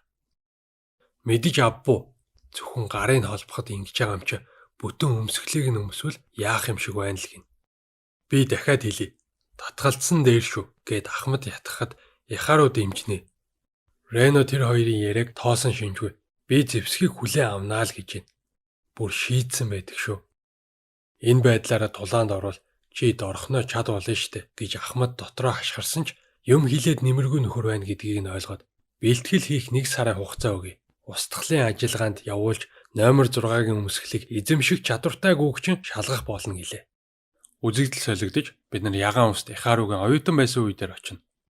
Бүх хичээлдээ тэргүүлж хүчний үзүүлэлтээрээ ч хамгийн шилдэг нь байлаа. Манай хүний айдлууд нь Ахмад Мина, Шиномия, Наруми 3. Өөрийгөө ч тэдэн шиг шилдэг нь болно гэдэгт нэг хоромч эргэлзэж байгаагүй ихааруу Реногийн номер 6-гийн өмсгөлийг өмсөх бүтлгүй оролдлогыг хараад баараг л шоконд орсон байлаа. Эргээд одоо үе гарахад манай хэд динозавр шиг авраг том мангасуудын эсрэг тултахаар бүрэн өсөлч гисэн. Рено анх удаа номер 6-гийн өмсгөлөө туршихаар бэлэн байдал зогсож байв. Танк манг чавчирсан баг шиг. Номер 6-гийн өмсгөл сүртэй гэж чихтэйхэн. Зүгээр ойрхон зогсоход л мөс шиг хүйтэй хайрах мэдрэмж төрүүлж ин гиндэ. Ахмад туслах хоёр Реногийн хурдан хугацаанд огцом сайжирсныг нь ярилцаж гоц авьяастан гэж ийм л хүний хэлдэм байхтаа гэцгэн. Гэхдээ жинхэнэ тулаанч бэлтгэлтэй адилгүй л дээ гэж өөртөө яриад Ахмад хонжууг устгах тушаал өгнө. Болохгүй бол би арай чин даана. Номер 6-гийн өмсгөлтөд хэр нийцэх нь харуулах цаг чинь боллоо гэхэд Рено маань шийдтэн царайтай дайраад орж байгаамаа. Ихааруу хурдыг гайхаж манай хүнийг гүйцэхийн тулд хүчээ бүрэн чөлөөлөөд араас нь гүйлээ. Кайжугийн өмсгөлд эндүү их ачаалал өгдөг. Эзэмшигчийнхаа насыг богиносгох эрсдэлтэй учраас чи энэ удаа 10 минут л өмсөн шүү гэж Ахмад урдчлан анхааруулсан байдаг. Тэгээд л манай хүн амжихын тулд ингэж яарсан байлаа. Гэнэт нэг кайжу харагдахад Рено дайраад очсон ч мөсний скилээ сайн удирдах чадахгүй байсаар унаад өгдөө. Яг кайжугийн хоол болох чийтэл Яхару андууттайгаа гарч ирээд авралгүй яах вэ? Аврах нь ч юу юм? Түр цаг хожиж өгч байгаа. Тэр хооронд Рено сэргэлт авч мөсөөр буудаад яг бэлтгэл дээр хийсний дагуу цөмийг онилж нэг сумаар л устгана. Ямар амар хүчтэй бэ гэж Яхару гайхаж хагаад арай л бяцлуулсангүй. Тэгэхэд би яагаад иймхэн явж өг ганц дайралтаар устгаж чадахгүй байгаа гэл шартаа гарштай бас. Дүрс солигдож Яхару бодноо. Анх хамгаалтын хүчинд ороод л бүх зүйл оронгороо иргсэн. Хичнээн хичээсэн ч олигтой үр дүн гаргаж чадахгүй бусдайгаа гүйцэхгүй болж эхэлсэн. Өөрийгөө эднэрийн нэг биш юм байна гэдгээ өдөр бүр дотроо мэдэрдэг байснаа бодож идэл динозаврын сүүлэн цохиулаад бүр нисээ итгэлээ. Кайжу дайраад ирэхэд нь Рено амжиж авраад түрүүн баярлсан шүү гэдгээ хэлнэ. Тэгээд Яхаругийн үзэж тараад байсан Ёжуг асуудалгүй устгачаад эргэлзэх зүйлгээр хонжуу руу яарва. Яхаруд энэ үед нь Рено өөрөөс нь дэндүү хол хүршгүй хол төвшний дайчин болчихсон юм шиг л санагдчихэдэг. Чөлөөлсөн хүчин 43%. Хонжуу руу хид хідэн дайралт хийж хөлдөөсөн ч нэгсэн амжилт олдгүй. Арьс нь хатуу бас дэндүү хурдан нөхөн төлжөөд байна. Энэ байдлаараа цөмд нь хүрч чадахгүй нэ. Илүү хүч хэрэгтэйгээд хид хідэн удаа нэмээд бүр 51% хүрчдэг. Хонжууч бас хэлбэрээ өөрчилж эхэлнэ. Хяналтын ажилчид санаан зовж асуухад зүгээрээ дахиад хүчээ нэммээр байна гэдэг шүү. Ахмад харин нилээн болгоомжилсан харагдана. Тэр нь ч зөв байлаа. Дэндүү хичээснээсээ болоод нүдэнд нь цус хурж даралт нь ихсэж булчин нь маш олон газраа гэмтэж эхэлдэг. Би илүү хүчтэй байсан бол Яхару гэмтэхгүй ахч зоохгүй байх байсан гэдэл дайраад байлаа. Хүний биеийн даах чадвараас дэндүү давсан ачаал аваад байна. Номер 6 нөлөөлөд эрүүл ухаанаа алдсан юм шүү гэсэн Ахмад. Огт тийм юм болоогүй. 6 дугаартай кайжугийн нөлөөгөөр тархин итвэгчиж өөрийнх нь мөн чанар тодорч гарч ирдэг юм. Гэхдээ энэ чигээр хид автаад байж болохгүй гэж анхаарууллаа. Энэ үед Яхару бас л дотоод хүнтэйгээ тулдаж тэр өдөр Рено номер 6-гийн гарыг холбуулад бүтлгүүдж ухаан алдахад би дотроо баярлсан. Би ч тийм л хүгэн амтын юм да гэд явж өгнө. Рено харин хяналтаа алдж байгаагаа мэдэрчээсэн ч илүү хүчтэй болох шуналтаа үнэхээр дээлдэж эхэлтий. Иргэн тойрны бүх амьд биетийг хөлдөөгөд хонжуугийн нөхөн сэргээгдэх хурдыг давж чадсан ч би энэ үнэхээр дийлэхгүй байлаа. Ахмад жаахан урам нь хугарсан харагдаж ингээд дууслаа Рено гэд өөрийн биеэр хонжууг устгахаар шийдэх яг тэр үед нь Яхару гараад ирдэг. Хүлээгэр Ахмадаа бит хоёр хамтруул хонжууг устгаж чаднаа. Ганц л боломж олгооч гэд нөгөө айхтар мөсөн бүрхүүлийн нэвдэж хэмхлээл гүйж өглөө. Наад хэсэгчин аюултай хурдхан холд гэжсэн Ахмад Яхаругийн хүч шалгалтын үзүүлэлт дээрхээс хамаагүй илүү байгааг анзаарна. Хамгийн сүүлийн мөсөн ханы нэвдээд ороход Рено бүр тартагтаа тулцсан сууж идэв. Манай хүнч үүрээд л гүйж өгнө. Номер 6-гийн өмсгөлийг эзэмшихийн тулд өнөөдөр заавал хонжууг ялцгаая. Би чамд дайрах боломж гаргаж өгнө. Чи цөмийг устгаарай гэсэн. Тэгвэл чамд аюултай штэ гэж яагаад газар навсаатлаа шидүүлээд загнуулаа наад юм да. Бүх ачааллыг өөртөө авах гээд байлгүй багийнхандаа итгэж хүчинд нь найдаж сур гэдэл. Манай хүнч эцэст нь за бас тийм юм байна гэснэ. Яхару айдастай хэцүү үед нь үргэлж дэм болдгийг генетхэн ухаардаг. Ахмад харин амар чийл царайлцсан. Яхаругийн тулааны хүч 24. Ийм хүн энэ кайжугийн цөмийг ил гаргаж чадахгүй. Боломжгүй гитэн сууж ийн. Гэхдээ хараад байсан нэг сонин зүй тогтол анзаарагдана. Бүрэн төвлөрөөд өөрийгөө дайчлахаараа хүч нь огцом ихсээд байла. Жаахан хямраал эргэлзээд эхлэнгүүт хүчний үзүүлэлт нь огцом унаал. Ахмад өөрөө залуудаа яг ийм байсан гэдээ. Энэ үед Яхару дотроо унаж босоод өөрийгөө нэг голоод нэг дайчлал үзэж тарсаар байгаад хонжуугийн цөмийг нь ил гаргаад Рено амжуулаарай гэд хашгирлаа. Манай хүн хөдөлж чадахгүй ч алсын зайнаас ганц сумаар устгаж чаддаг. Үзэгдэл солигдож Ахмад Кикорогийн ээжийг дурсана. Энэ үед хоёулаа залуухан байжээ. Кикорогийн ээж Кайжу номер 4-ийн өмсгөлийг өмсгөр болсон. Би чадах болов уу гэж асуулаа. Ахмад ирээдүйд нь ямар аюул тохиолдохыг мэдчихсэн бол тэр үед хэрэггүй. Тэр өмсгөл энтрийн битгий өмс, битгий зөвшөөр гэд хориглох байсан. Би тэгж чадах байсан болов. Хэрвээ тэгсэн бол чи одоо ч амьд инээмсэглээд байж ах байсан биз дээ гэд бодно. Хонжуу устгаглаа гэж холбоогоор зарлахад манай хэд бөөн баяр болцоодог. Нэг харсан Ахмад бүр уйлаад хамар энтер нь улаацсан. Залуу нас гэж сайхан шүү гэсэн л туслахаа цочтол авна. Кикоругийн ээжийн амийг аварч чухал үед нь хажууд нь байж чадаагүйдээ харамсаад хажуугаар нь Рено Ихару хоёрыг хараад омогшоод уйлаад байгаа хөөрхий. За тэгээ тайвшраад Рено тэнцэн гэдгийг нь ёслол төгөлдөр мэдэгдэнэ. Хэсэг хугацааны дараа Ахмад Мина холбогдож Реног хэр байсан талаар асуухад болгоомжгүй, зөрүүд, гэхдээ багийнхаа ихтгэлд хамтрагч номер 6-гийн өмсгөлийг эзэмшихэд үнэхээр тохирсон дайчин байлээ гэдэг. Минач Реног ирээдүйд 9 минут даалгавраа гүйцэтгэж байхад нь анхаарад туслаад өгөөрэй гэсэн утгатай юм хэлгээд Ахмад хөгшин хүн яасан их юм даалгадаг хүүхэд вэ? Битгий санаа зов. Чада бүхнээ зааж сурган тэр хоёр хүүхдийг хамаг сайнаараа бэлтгэх болно гэж амлахдаа Кикоругийн ээжийн зургийг барьсан. Амьд үлдсэн миний хувь тавилан болог гэж дотроо шивнэ. Реног номер 6-гийн өмсгөлийг эзэмших болсон талаар яриа маш урдан тархаж Кафка Кикору хоёрт ч хүрнэ. Манай хүн ч санаа зовоод сүйд болсон Кикору загнуулаа наачдаг. Хүнд санаа зовж явахаар өөрийгөө хичээ. Тэгээд ч бид нар чамтай адилхан дайчид болохоос биш өрөвдүүлээд ахаар өчүүхэн амьтад биш. Реног битгий дутуу үнлээд бай гэдэл. Цаашаа явахдаа Рено тийм хүчтэй болж байгаа юм бол би ч дутхгүй хичээх хэрэгтэй байна да гэж шийднэ. Өнөөдөр та нартай хоёр төрлийн график таблет танилцуулъя. Саяхан ирсэн шин загвар гэсэн шүү. Android утас таблет, Windows, Mac үйлдвэрлэлийн системтэй компьютер ноутбукэнтэй холбоод хүссэн зургийн програм дээр анime, манга, юу гэдгийг дуртай зүйлээ зурах, ритм тоглох, моuse тоглох, төрөл бүрийн график ажиллагаа их боломжтой.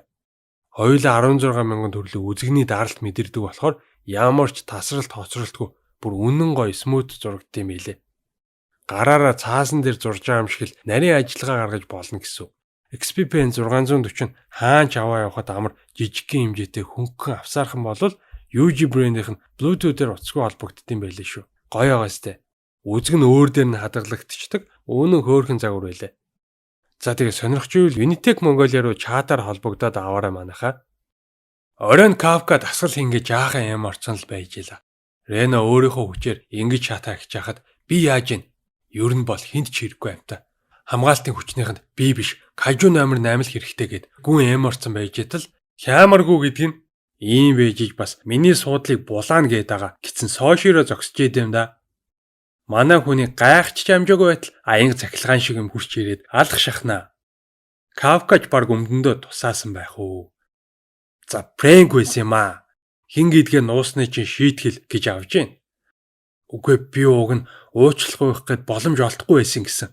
Тэгээд уучлаа гэдэг юм шүү гэдэл ноцолтоод наа. Гэнэт буцаад чухал царай гаргаснаа. 3 дугаар салааг аварсанд чинь баярлаа. Кажу номер 8 биш. Эрсдлийг үл хайхран хувирсан Кафка чамд баярлсан шүү гээл манай хүнийг уйлуулахаа шахдаг. Номер 9-ыг би өөрийн биеэр устгах болохоор чи дахиж тийм эрсдэлтэй зүйл хийх шаардлагагүй л гэж байна.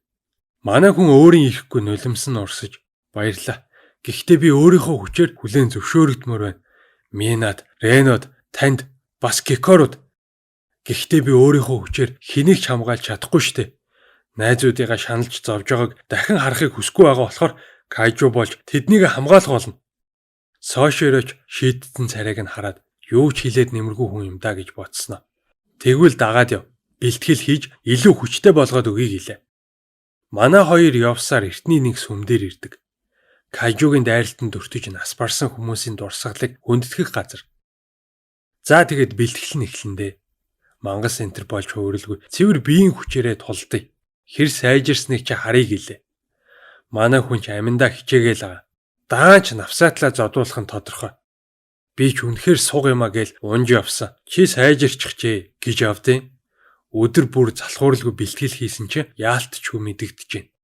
Гэхдээ номер 8-ын биеийн хүч нөхөн төлжих чадварт хит найдах хэрэггүй. Өөрийгөө хитрхи шахаж золиослоод байвал үхэнштэй хөөе гэдэл чухал зөвлөгөөнүүд өгнө. Хамгийн сүүлд нь заавал амьд үлдээд миний местиг булааж аваад Ахмад Минагийн хажууд очоорой гэсэн манай хүн баясаад за тэгнэ гэсэн чинь тэгнэ гिचжээ. Давраад байгаарай гээл боогод авнаа. Та өөрөө л тэгсэн биз дээ гэд баахан ноцолдож жагаад харихаар иргсэн. Кафкад нэг сони юм харагдлаа. Нүд нь улаанаар гэрэлсэн сүртэй хуйгдуулахтай нэг хүн өөдөөс нь хараа зогсож идэв. Нөгөө сүнс өөдрөн юм биш үсттэй арай. Соширог явъя гэд дуутахаар нь за гिचгээд эргээд харсан ор мөргөө алга болцсон байд юм аа. Дүрс солигдож Исао захирал усны гүн рүү улам живж явах шиг харагдана. Цаг бага байна гэж дотроо бодно.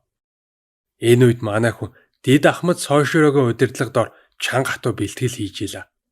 Гэв гинэтгэ шүрмсэн татчлаа гээл орилоод хөвтчихсэн Кикоро хүрээд ирдیں۔ Яг цагаа олоод ирэх юм а тий.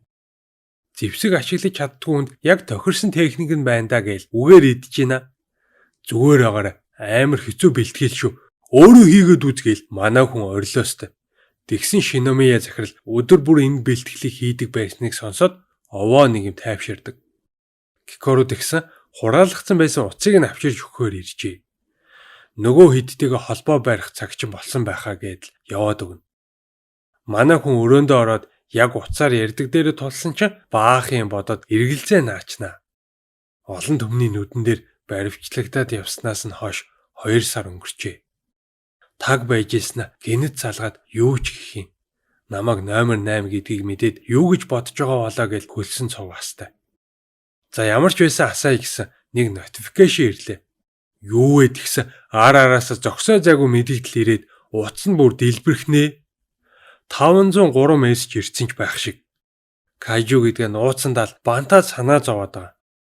Тэгсэн бүр Рено залгаа наадын. Сандарсандаа тасалчаад бүр ч илүү бантна. Йоо өнөөдөртөө бол ярьж чадахгүй байна гэж хэлсэн. Ягаан үст Ихаругийн дугаараас дуудлага ирэхээр нь авсан чинь Рено байд юм да. Ихаругийн дуудлагыг болохоор авах юм уу те гэж шүү. Манай хүнч бүр газар доогоор орхоо шахна. Үгүй түрүү сандраа тасалсан юм а гэсэн чинь. Тэрнээс гадна бүхэл бүтэ 2 сар таг алга болчоод санаа зовоогоо хайчлаа гэд үгэлж өгнө. Уучлаарай. Мангас гэдгийг минь мэдээд бүгд айж байгаа бах дургу байгаа бах гэж бодсон юм а гэсэн. Ихару орж ирээд айдаг байлаа гэд дургу гэсэн үг биш штэ. Ам бие үл хайхран багийнхнаа аварсныг чинь бүгд харсан болохоор дайснаа гэж бодох хүн нэгч байхгүй гэд юм а. Кикоро ороод ирсэн. Манай хүн багийнхныхаа санаа тавьсан мессежүүдийг уншаад нуус нулимсандаа хутгалцсан цочмоор юм сууж идэх шүү. Рено Ихару хоёр намайг тэнэг гэж чинь чи ч гэсэн тэгж бодож гин үү гэсэн. Үгүй. Хурдан явж бэлтгэлдээ орё гэдэл аваад явна. Энэ хооронд Кайжу залгиулсан Шиномия захирал хүч чадал нь барагдж байгааг ойлгоод өөртөөгөө ярьж эхэллээ. Шинэ Кайжу үүсч төрхийг би зогсоож чадахгүй маань. Хэсэг хугацааны дараа урд өмнө нь үзэгдэж харагдж байгаагүй шин кайжунууд энд тэндгүй гарч ирж байгаа талаар мэдээллүүд хаасаагүй хөөрч эхэлдэг. Шинэ мангасууд оюун ухааны чадвар нэлээд өндрөөс гадна хамгаалтын хүчнийхэн эрхээс өмнө амжаад алга болчихж байгаа. Үүсч гарч ирэх нь хүртэл маш хурдан байгаа мэн л да. Энэ хурал дээр өөрсдийнхөө зүгээс бэлтгэж арга хэмжээ авч чадах зүйлсийнхаа талаар ярилцсан. Генераторууд нөөцөлж, хорогдох байрууд шинээр барьж Ахмад Наруми зориулан Кайжу номер 1-ийн өмсгөлийг бэлэн болгож тааруулж байгааг хэлээ. Шиномия захирлыг ялсан дугаар 9-тэй тэнцвүүз маш хүчтэй мангасууд гараад ирвэл тэгэл дуусах байх таа л гэж байна. Тэгсэн энэ үед нь Шиномияс өөрийгөө баг холдон эргэж ирэхгүйгээр явж байгаагаа мэдэрч улсынхаа ирээдүг шинэ үеийнхэнд даатхан бодно. Тэр дундаа Хибино Кавкаг бүр нэр зам бодож үнэхээр их найдаж байгаа гэдэг нь тодорхой байлаа. Харин нөгөө талд Наруми Кикоруг дагуулan газар доорх бааз руу очиж ээжийнх нь өмсөжсэн Кайжу номер 4-ийн өмсгөлийг харуулна. Чамд тохируулаад янзалсан байгаа. Энийг утгаар нь эзэмшвэл би амлсан ёсоор жинхэнэ хүчээ гаргаж чамтай тулдах болно л гэж байна. Кикоруч аавынхаа өшөөг авна гэдгийг амлаж ээжээсээ хүч чадалгүй. Үзэгдэл солигдож нөхцөл байдал нэлээд өөрчлөгдсөн байдаг. Нөгөө олон янзын мангас гарч ирээд байсан одоо эсэргээрээ нэгч Кайжу харагдaltaгүй сар гарan болсон байлаа. Өмнөх сизон дээр Кавкагаар авруулдаг ээж охин хоёр гарч номер 9 гараад ирвэл сайн Кайжу дорн яландаа гэсэн хөөхөн сууж идэг. Харин энэ үед газар доорх баазад Наруми Кикору хоёр тулааны бэлтгэл хийж ийлээ. Хамгийн гол нь хоёулаа Кайжугийн өмсгөлтэй байгаа учраас галт уул дэлбэрч газар хөдөлж байгаа юм шиг л айхтар чимээ гарна. Нэг болон 3 дугаар салааныхаа хамтарсан сургуульд явагдаж Кавка Соширотой хамт бэлтгэл хийж идэг. Манай хүн хамаг хүчээрээ маа гээл зогсон чинь Соширо яалтчгүй цохилд авч байгаагаа мэдээд гараа сэгсэрж байна. Дажгүй хүчтэй зогчихлоо шүү. Би ч сайн юмаа гээл өнгөрч дуусаагүй байжэд л Соширо али солигдъя гэснээр нислэн авд юм да.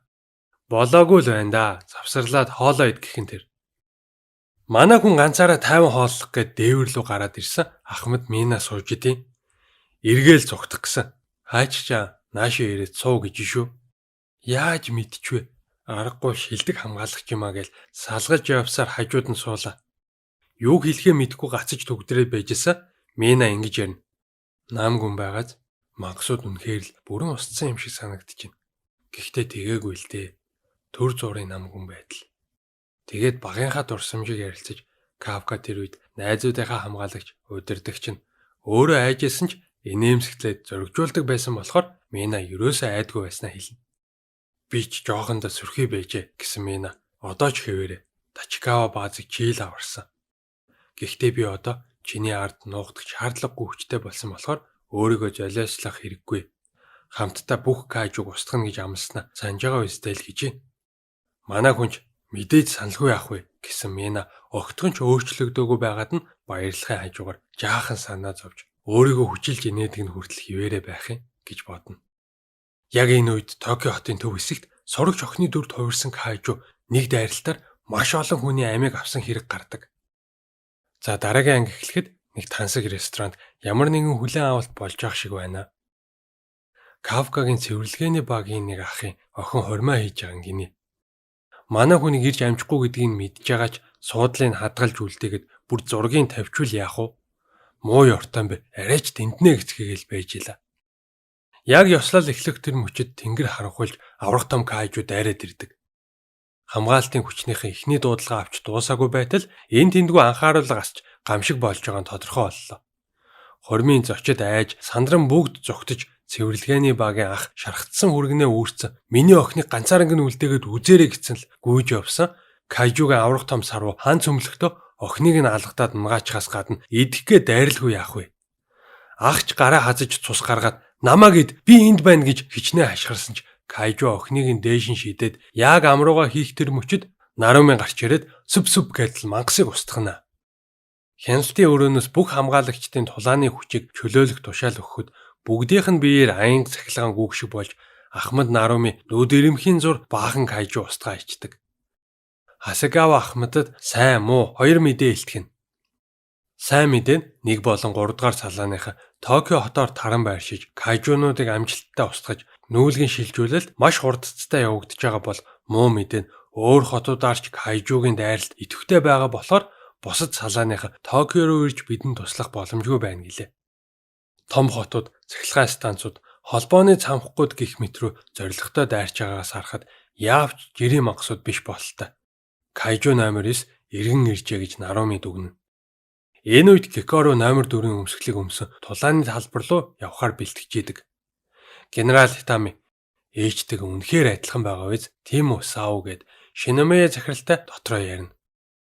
Кикоро тусгай онгоцсон сууж кайжугийн дайралт болж байгаа газар руу явлаа. Замдаа онгоцсноос салж номер 4-ийн зэвсгээ идэвхжүүлээд маш хурдтай нисч эхэлнэ. Нисэх чадвартай цорын ганц өмсгөл Кикорогийн ээж түүхэндх хамгийн олон тооны кайжу устгаж байсны нууц нь энэ гинэ. Нөгөө хэд дээр очивгүй юу баахан мангас баруун салгаагүй дайраал устгаа ичдэг. 10 минут өгийн шавмын бүгдийг нь устгах гэсэн 5 минут байхад хангалттай багшаа гэж шүү. Тэнд байсан багийнхан Кикорогийн хүчийг нь биширч аминдаа туслах гэсэн нэмэр болж чаддгүй маа. Бүгд мөсөн сумаар цэнгэлээд кайжугийн хөдөлгөөнийг удаашруул гэж ахлагч нь тушаана. Гэхдээ Кикоро тэнд байгаа бүх кайжугч гав ганцаараа устгаж чадах юм шиг харагдчихлаа. Аавынхаа тулааны чадвар ээжийнхаа хурдан хөдөлгөөнийг өвлөн авчээ гэдэл бишрээстэй. Түрүүн ээжтэйгээ адилхан гэж хэлснээр буцаа. Та хоёртой хоёулантай ч үнэхээр адилхан юм гэдэг. Энэ үед Соширо номер 10-аар хийсэн өмсгөлөө өмсчихлээ. Цээжинд нь улаан гэрэл асч ингэж нэг юм цаг нэрлээ. Миний хүч чадлыг бүрэн харуул гэд кайжу дотроос нь яриад идэг шүү. Чи биш би өдөрдөн гэснэ. Энэ өмсгөл яахаар ингэ яриад идэм бэ? Төвхтэй гэсэн оператор охин дөнгөж туршилтын загвар гэдгийг нь тайлбарлаад ер нь бол тулаанд ороход арай эрт байгаа түүхэндх анхны ухамсарт кайжу зэвсэг гэв.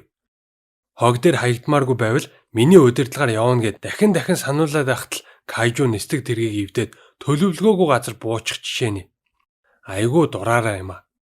Баахан мангасуудын дунд буучаад Соширо зүүн талынхаас нь эхлээд устгаад явъя гэсэн өмсгөл нь баруун талынхаас нь гэж зөрөөд хөдөлж чадалгүй алуулах шахнаа. Хөл доогуур нь ардан гараад цавчий гэсэн номер 10. Үгүй энэ чихтэй цохиулна. Хэр хүчтэйг нь харъя гэд хөдлөхгүй байсаар цохиулчдаг. Ингэж санал зөөрөлдөх тусам тулааны хүч нь 51-ээс 41 болж өгсөн буурна. Аюултай байна. Буцаад ир гэж оператор охин гуйхад Соширо эднээс ийм байдалтай зогтож чадахгүй. Нэгдэж яагаад устгана гэж зөрүүдлөв. Тулааны хүч нь 34 болж буурлаа. Баахан кайжуунууд ойртоод ирэхээр нь дайраад орсон. Бас л санал зөөрөлтөд болдгоо шүү. Би яахаараа дандаа юм засаршгүй зөрүүд юмнуудтай оролцолдог байна гэдэл Соширо өнөөдрийн хувьд номер 10 шийдвэрийг дагахаар болно. Оюун санаа нь нэгдэж, аянга цахилгаан цацраад тулааны хүч нь нэмэгцээр 55 давж, яахын зургуу бүгдийг нь завчаа ичдэг. Гадагшаа гарч дахин баахан ёожууд дунд давхиж ороод сэлмийн чадвараа гайхуулж номер 10-ыг үгээр идэж эхэлнэ. Үзүүлэлт гаргаж байгаа хүчийг сайжруулахын тулд зогсоо зайгүй өдөж хор шарыг малтчихлаа. Хүч нь 70%-ыг давлаа. Яагаад хэрэлдэх тусам нь өсөөд байгаа юм бэ гэж оператор охин үсээ зулгаагастай. Ямар ч байсан хэсэг хугацаанд үгэндээ оруулж тушаал өгсөөр нисэх буудлын гүйлтийн замыг амжилттай цэвэрлэлээ. Номер 10 бүр сэтгэл нь хөдөлсөн. Ёстой сайхан байна. Одоо явж цэргүүттэй байлдээ. Кайжуунуудаас өөдчлаа гэж авдیں۔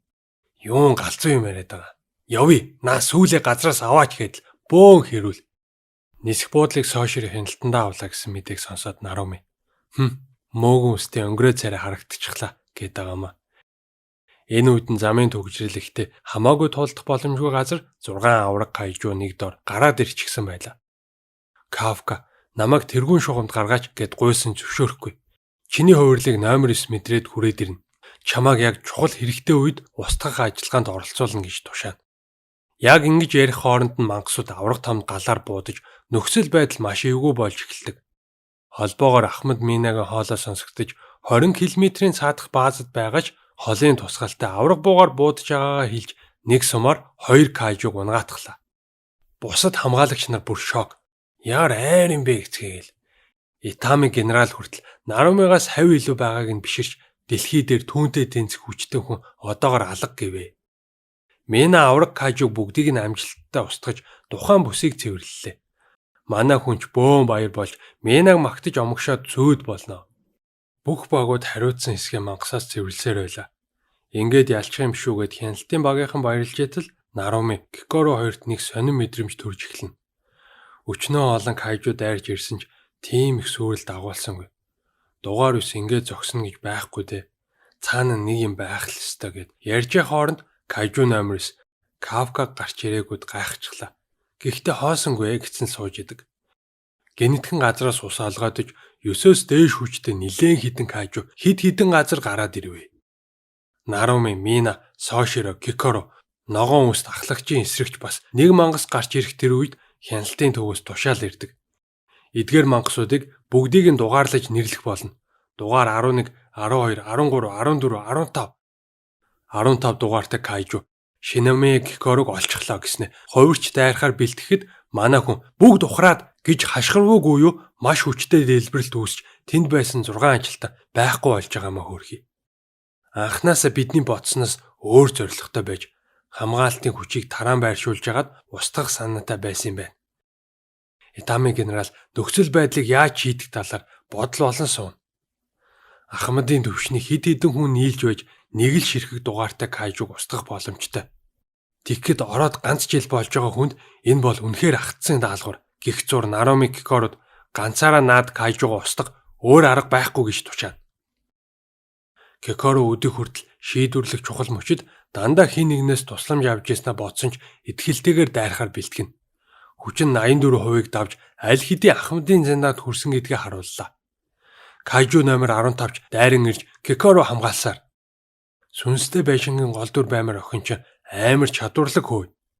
Кикоро нөгөө айхтар сүхээр тулааны янз бүрийн техник ашиглахад л инээгээд бултаад байгаа юм чинь. Түүхэндх бүх шинэ гишүүдээс хамгийн хүчтэй нь Кикоро яалтчгүй муу юм байна. Аав ээжийнхаа залуу үеэс Нарумигаас ч хавь илүү байна гин. Хэдий тийм ч гэсэн сурагчийн форумтай кайжуу охиныг бардгүй дээ. Навсаадлаа шийдүүлээд ухаан алдхаа шахна. Хавирыг уушгиндаа гэмтэл авсан байна гэж холбоогоор мэдээ өгдөг. Манай хүн гэхдээ бууж өгөх шинжгүй зэвсгээ авах гэтэл нэмэргүй найзаа чи надад шалбархаач үүсгэж чадахгүй. Одоо болцаа гэж нааж гин. Энэ үед нь Наруми Соширо хоёрч кайжуунуудын эсрэг хэцүүхэн байдалтай байлаа. Яг л тухайн дайчинд нь зориулаад бүтээсэн онцлог, давуу, сул талын дэндүү сайн мэдж байгаас гадна тулааны чадварынч тулцсан мангасууд байдیں۔ Хүн төрөлхтөн вирус, бактери, амьтан ургамал, кайжу гэд бүгдийг нь судалж тэмцэх арга олдогч өөрсдөө судлуулж байгаа нь анхны удаа байхаа. Эдгээр яалтчгүй хамгаалтын хүчнийхнийг устгах зорилготой бүтээгдсэн байна гэлээ. Хорогдох байранд байгаа хүмүүс зурагтаар 9-ийн хүчтэй кайжунууд хот руу дайрсан талаар мэдээ үзэж итгэл найдвараа алдан ингээд бүх зүйл дуусчих гэсгэж байтал цэвэрлэгээний багийн ах бууж өгч болохгүй. Тэнд хамгаалагч нар бидний төлөө тэмцэж байгаа штэ. Бид нар ч энд чадах бүхнээ хийх ёстой гэд цэргүүдэд тусалж эхэлнэ. Тийм биз дээ Кафка гэд дотроо бас ярина. Манай хүн хорогдох байр руу орж байгаа хүмүүсийг зааварчлаад байж итэл гэмтсэн, шархацсан хүмүүсээ аваад яаралтай ухар гэсэн тушаал ирдэг. 3 км-ийн радиусыг яаралтай чөлөөлж тулааны хүч 60%-аас доош хэнийг ч ойртуулж болохгүй гэлээ. Энгийн иргэдийг хурдан яваарай гэд яаруулж эхлэхэд хүмүүс айж, муудалцаж, сэтгэлээр унцгаана. Нэг настай хүн айсандаа жичирч эхлэхэд ойрхон байсан охин тайвшруулж Ахмад хамгаалагчдын зурагтай картаа үзүүлж хамгаалтын хүчнийхэн үнэхээр мундаг хүмүүс байдаг болохоор кайжу энтрийг ядах юмгүй устгахчнаа гэхийг нь Кафка сонсчлгүй яах вэ? Багада минад амлаж исэн амлалтыг нь сануулхан тэр. Холбоогоор дайчид маш хүнд гэмтэж байгааг зогсоо зайгүй зарлаж байв. Дайралт итвчж хүмүүс сандран гүйцгээхэд түрүүний охин картуудаа унгаачихлаа. Кафка тусланга чиний хэлсэн чинь яг зөв шүү. Хамгаалтын хүчнийхэнд мундаг дайчид маш олон байгаа. Санаа зовлт хүлээж байгаарэ гэд цаашаа гүйхэд таны зурагтай карт байд юм уу гэхээр нь манай хүн байхгүй гэлээ. Тэгсэн гаруул би заавал авна гэдэг. Кафкач сэтгэл нь хөдлөөд ойлгох шахаал гүйсээр. Ахлагч Рин ялагдхан тодорхой маш хэцүү байдалд орчихсон яахаа мэдэхгүй байж илаа. Өдий хүртэл ийм хүчтэй кайжуутай тулгарч ийсэнгүй. Одоо яах ёстой вэ гэдэл шоконд орчихсон. Гэнэт багийнх нь хүн тусламж гуйж хашгирахад ухаан орно. Нарумигийн үүрэг өгснгийг бодож өөрийгөө хүчлээд буугаа шүүрсэн ч амьдсангүй зохиулчдаг. Би хүчтэй болоод Наруми Ахмадын нүдэнд л өртөхийг хүссэн. Нэгдүгээр салааны ахлагчийн хуваар би энэ кайжуг устгаж чадахгүй ч Ахмад заавал чадна. Амиа өгсөн ч хамаагүй 1 секунд ч гэсэн тогтоон байрна гэдэл дайрч байла. Даанч кайжу яаж ч юм бүүмэд ард нь гарчихсан. Газар цөмөртөл зохиод хайчдаг. Хөдөлж чадахгүй хөвтөд өхмөөргүй байна. Үхэн гэдгээ мэдж байгаач хүсэхгүй байна гэдэл нулимс нь урсна. Кайжу өсөрч буугаад гараа далайх төр мөчөд ногоон цэнхэр өнгийн гэрэл цацран Рин хин нэгэнд дэврүүлчихсэн явж илаа. Мэдээж энэ бол Хибино Кафка. Нэг газар суулгаж орхиод тулдгаар явах гэхэд нь үгүй болохгүй гэд арай ядаа хоригддаг. Кафкач инээдгээр инээгээд зүгээрээ би яасан ч ялагдахгүй гэж хэлээд хуурч эхлэхэд энэ мөчийг нь хүлээж исэн номер 9 сандран эргэж харна. За ингээд 2 дугаар сизон манд дуслаа. Дараагийн сизон гартал өөр шинэ анимаараа уулзцгаая guys.